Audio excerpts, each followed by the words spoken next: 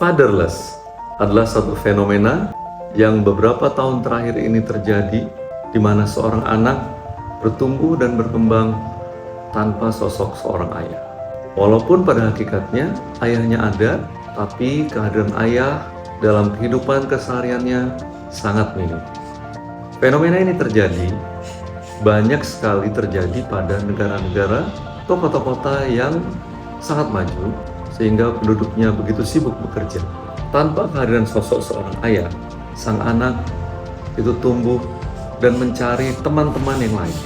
Hal ini tentu sangat berbahaya kalau seandainya sang anak jatuh kepada hubungan dengan predator-predator anak. Apakah itu dari mereka yang dalam kondisi kelainan seksual, deviasi seksual, mereka-mereka yang pedofilia, mereka-mereka yang LGBT misalnya, sehingga akhirnya terjadi deviasi seksual yang juga timbul pada ananda-ananda tadi. Mereka yang tidak mendapati sosok sang ayah, melihat ada sosok pria dewasa lain yang memberi perhatian kepada mereka. Mereka tergoda, mereka melihat itu sosok yang baik, dan mereka mau mendengar sosok tersebut. Dan sekali lagi, jika itu adalah predator anak bagi anak laki-laki, maka bisa saja ananda-ananda tersebut terlibat dalam hubungan dengan deviasi seksual gay.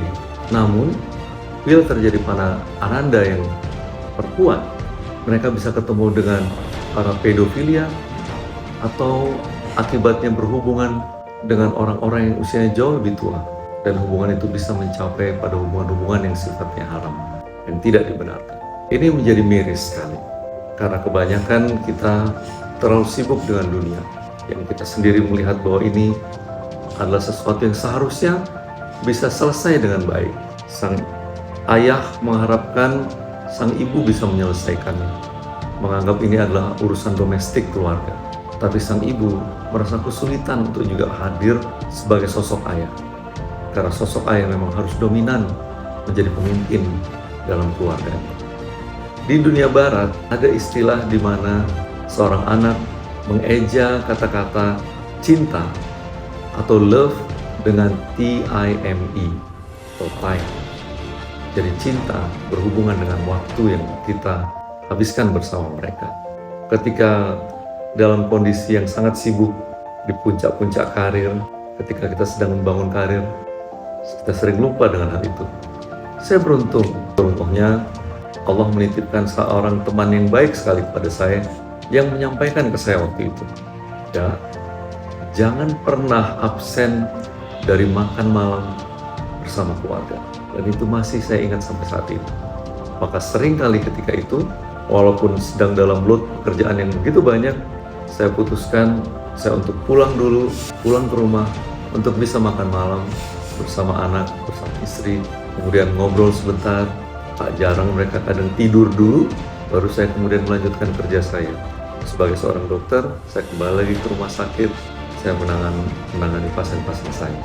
Pekerjaan kita bisa mengerti, bahkan dengan seorang manusia seperti pasien-pasien saya, mereka bisa mengerti ketika saya katakan bahwa jamnya jam segini dengan segini, dan saya akan pulang dulu, kemudian saya akan kembali lagi.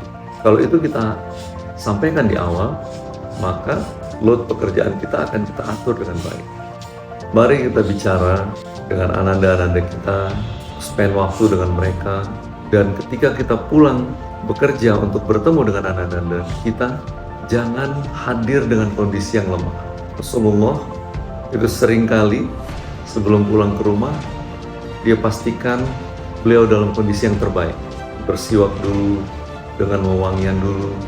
Begitu juga ketika kita ingin pulang ke rumah, pastikan kita masih memiliki energi yang kuat untuk bisa bicara dengan anak-anak kita, bisa ngobrol dan main dengan mereka, bisa mendengarkan mereka lebih banyak. Tentu topiknya berbeda dengan topik yang sehari-hari kita bicarakan di kantor, dengan sehari-hari yang kita bicarakan di tempat pekerjaan kita.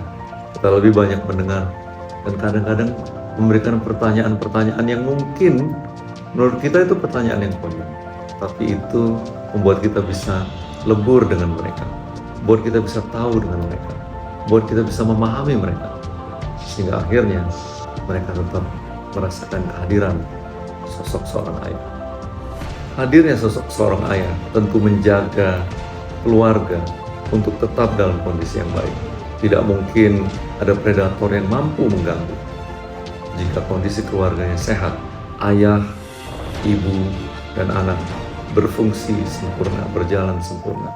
Dan pastikan semuanya berjalan dengan baik, diiringi dengan doa-doa kita kepada Sang Khalik, yang insya Allah anak-anak kita akan mencapai kehidupan yang baik kemudian harinya. Menjadi generasi yang terbaik, penerus kemajuan bangsa kita.